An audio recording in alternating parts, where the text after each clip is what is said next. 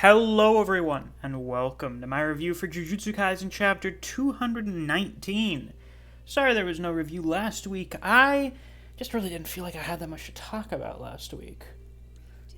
Followed the New Year's resolution for 3 months. I would say that's pretty good. On the other hand, this week's chapter does give a few things to talk about to varying degrees. But before we get into that, as always, if you haven't already, definitely be sure to like and subscribe so you don't miss any of my uploads. I'd like to try and hit at least 100 likes on this week's review. Now then, without any further delay, let's get right into this week's chapter. So, there are four or five things to talk about this week. First things first, we got a little Heian flashback. We've been waiting for some of this for a long time. It's good to finally get it. This shows off the first interaction between Yorozu and Sukuna, why Yorozu has this obsession with Sukuna. And Yorozu seems to see something in Sukuna that no one else does. It's her perception of him that he's very lonely. Now, this is very typical for top-of-the-verse characters. Normally, like, the big, maybe not evil guy, but the big antagonist. The person who is supposed to be the ultimate challenge for the protagonist to overcome is a person who is lonely, because they are the only person that's able to look down on everything else in the world. There's no one else with whom they can share their perspective or who they can feel the true thrill of battle against. These guys are a dime a dozen, really. There's a ton of characters that are like this. It's a classic trope. Now, Yorozu is insane, and Sukuna never does anything to acknowledge this viewpoint of hers. He never does anything to affirm it. So, we have no confirmation if this is the actual case. However, given how much Sukuna seems to like fighting, and shows a degree of respect for quote-unquote strong people, relative to him, of course. I mean, generally, he really only shows respect to people who are still kind of strong in general. Jogo, to some degree, Ryu, stuff like that. He respects strength. Strength is everything to him, due in large part to the fact that the time he came from was an era of strength. I would not be shocked if, much like Kashimo, who chose to become reincarnated for the promise of being able to fight Sukuna in the future, if Sukuna had agreed to become cursed objects, or tried to become cursed objects for the same reason.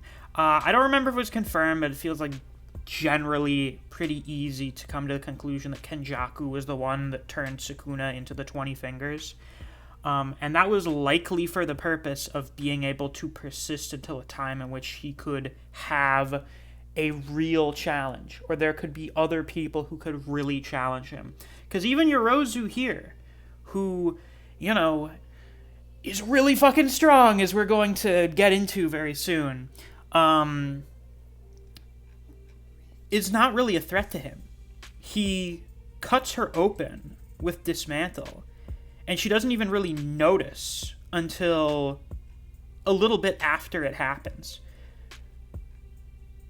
So, I would not be shocked if his general feeling of being alone, as Yorozu would call it, his isolation, is just, he's so much stronger than everyone else that he's not able to really enjoy life. Everything he does is just kind of like a meandering chore to him. I mean, he's literally here to be worshipped as a god by nobles. They do a harvest sacrifice to him so he doesn't destroy their nation. He is a living god to these people. But that's not very interesting to him. Sukuna doesn't want to just sit around on a pedestal and have people worship him, because that's boring. But there's not really anyone who can entertain him. So I would not be shocked if that's what he's looking for. Anywho, we get back to the present, and Yorozu is going to use her ultimate technique here. I really like a detail. It's that when Yorozu uses this ultimate technique, she gets a big nosebleed. As we've mentioned, she has the same curse technique as Mai, and whenever Mai reached her limit with her creation, which was creating a bullet per day, she would get a nosebleed, you know. With Yorozu, it's the same thing. However, it would seem that Yorozu's limit is the creation of a perfect sphere. Why is this significant? Why is making a big circle so significant and such a drain on such a powerful sorcerer? Well, because a perfect sphere is an impossible object. It's something that shouldn't exist. Any sphere that we make either has some sort of line along it.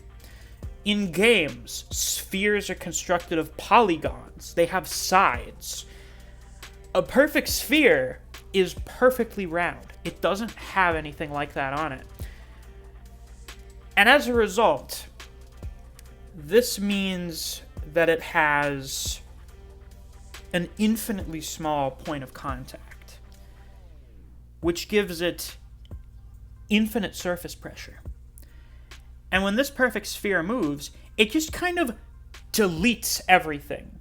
It is impossible to grasp, as Yorozu describes it, which I guess means it just kind of like, I don't know, disperses all matter it touches away from it.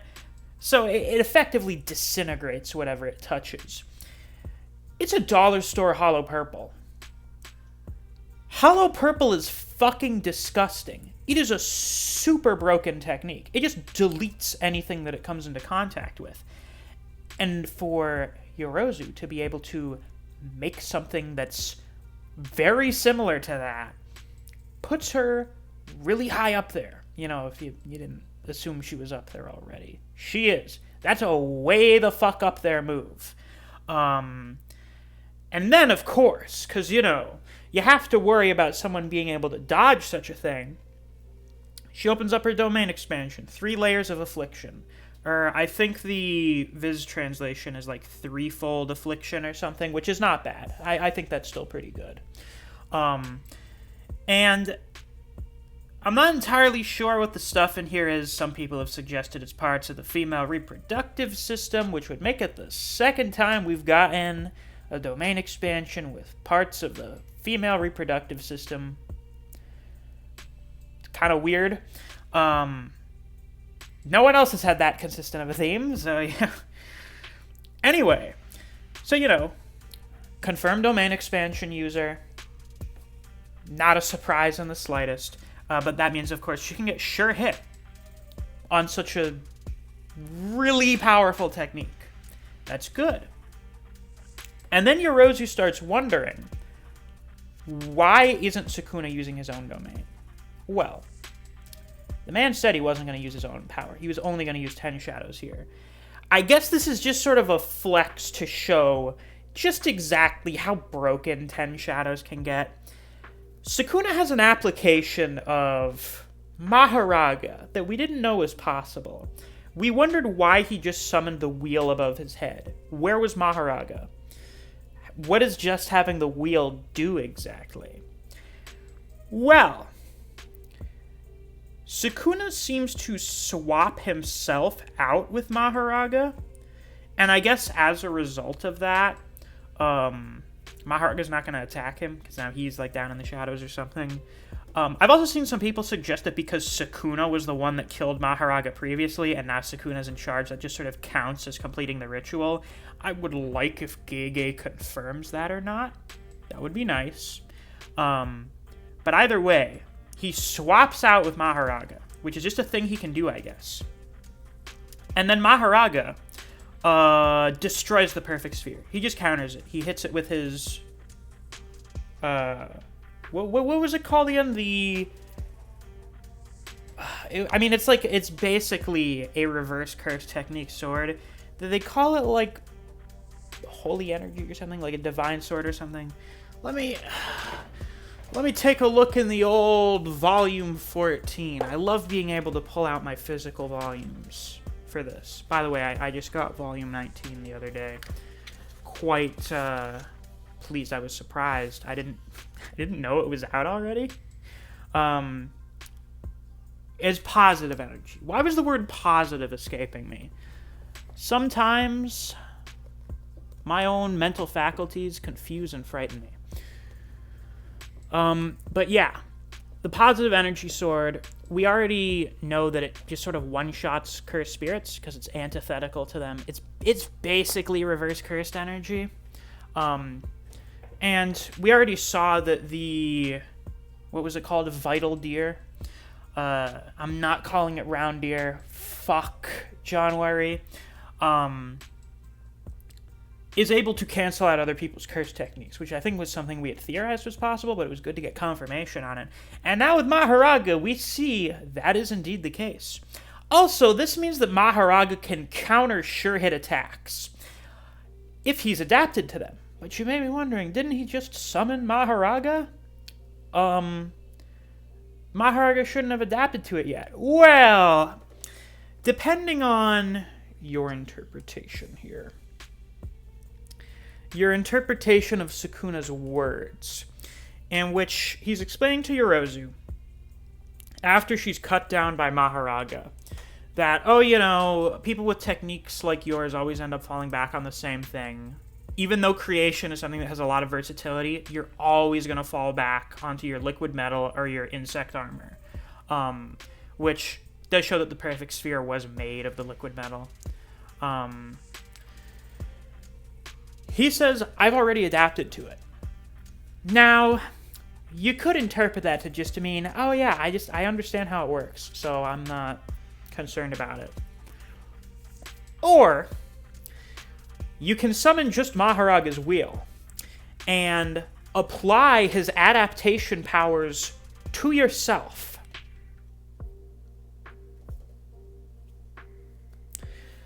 So, Ten Shadows just got more broken. Because now you can just use Mahoraga's power on yourself. And again, Mahoraga's power is broken. It's cracked as fuck. The other thing here, why was Mahoraga able to counter the perfect sphere if he hadn't been summoned yet? Well, clearly, the adaptability carries over. Either he was just saying, oh yeah, I've adapted to it, as in my Shikigami is able to counter it because I had the wheel out, and I can just, get hit with stuff, carry over the adaptability to Mahoraga, and then just summon him with it, so I don't have to worry about him getting hit by stuff. Or they both get the adaptability. They can both get it. Either way, Mahoraga back after 100 chapters. Good to see him again. Cool creature. And he's more broken now, which is great. Then we get to the last part of this week's chapter. Sumiki fucking dies. Yorozu dies, but Yorozu's in Sumiki's body. Seemingly dies. That seems to be the case here. The end of chapter text says that Megumi, quote-unquote, took Sumiki's life. Two things to talk about here. One, she makes something for Sukuna. We don't see what it is.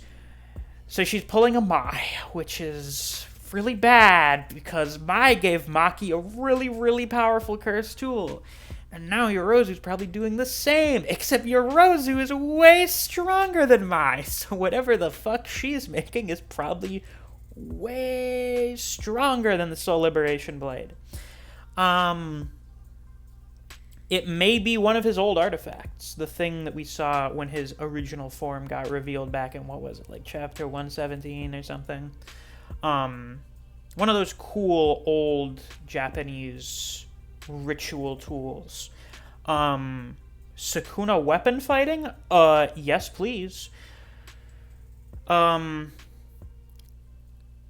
And then there's, the fact that Sumiki just died, and Sukuna's plan was to kill Sumiki to pretty much destroy Megumi, and just have him forever sink down into the abyss. And the last thing we see from this chapter is that effectively happening. So, do I think this is the end for Megumi? No, I don't. Unless next chapter is basically dedicated to being some kind of spiritual funeral for Megumi, I don't think that's the end. And also, there's the fact that even as Megumi's crying and he's down here in the dark, there's still light shining down. So there's still gotta be something. There's gotta be something. I also like the fact that both Yuji and Megumi are both in a really bad place right now. Megumi more literally, and overall definitely in a worse place than Yuji, which is very impressive. It is very hard to be in a worse place than Yuji for half the series now.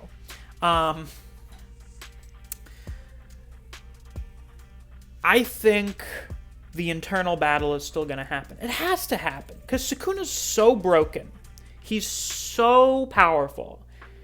I thought that was always going to be the case, is that you're going to have someone, probably Gojo, fighting Sukuna on the outside, physically fighting him, while now Megumi is fighting him internally. Originally, it was, of course, going to be Yuji. And that is what weakens him. We've already seen that, as a matter of fact, that the internal conflict created by Megumi weakens Sukuna. It actively makes him weaker. It doesn't let him use his powers to their full capabilities. And that is going to be essential, because his full capabilities are fucked. So I think that's definitely going to be the case. But, you know, generally speaking now, it's over again. We're in a really bad spot again.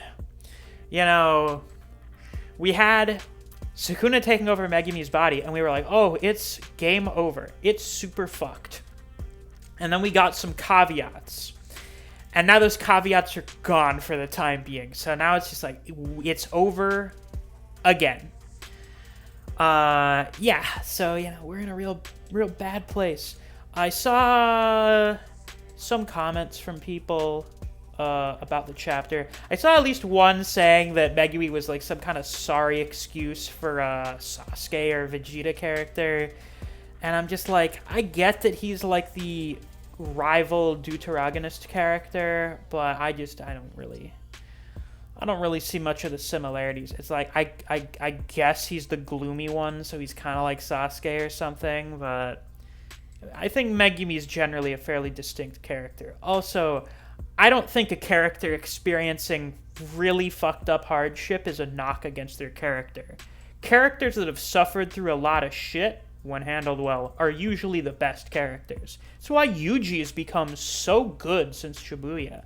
I mean, like, I liked him before, but Shibuya, and then his character development after Shibuya, has made him into one of my favorite characters. Megumi's probably not going to get as much of an opportunity to do that, but suffering builds character, as they say. I figure next chapter is probably going to be the protagonists meeting back up in some manner. Sort of everyone getting the rundown on what's going on. What are we supposed to do? How the fuck are we supposed to get Gojo out of the box now? I imagine that's going to be one of the big things. Is how are we getting Gojo out of the box? Our key is dead, and Yuta didn't get the chance to copy her. You know, unless she didn't die, and Gege's now just forgetting the point counter. Maybe Gege is forgetting the point counter because it's not really that important anymore. Only Kenjaku's going to have something important.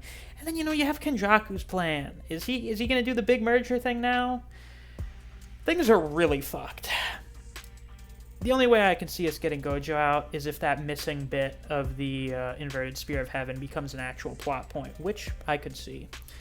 But yeah, with that, I suppose that is all for this week's review. If you guys enjoyed, please be sure to like, comment, subscribe, and click that notification bell so you don't miss any of my uploads. I do Jujutsu Kaisen chapter reactions and reviews every week that we get a new chapter. If you enjoy discussing Jujutsu Kaisen with other people, or you just enjoy the content I produce on this channel, I highly suggest you check out my Discord server. I have a link to that down in the description. Thanks for watching. I'll see you guys around. Take care.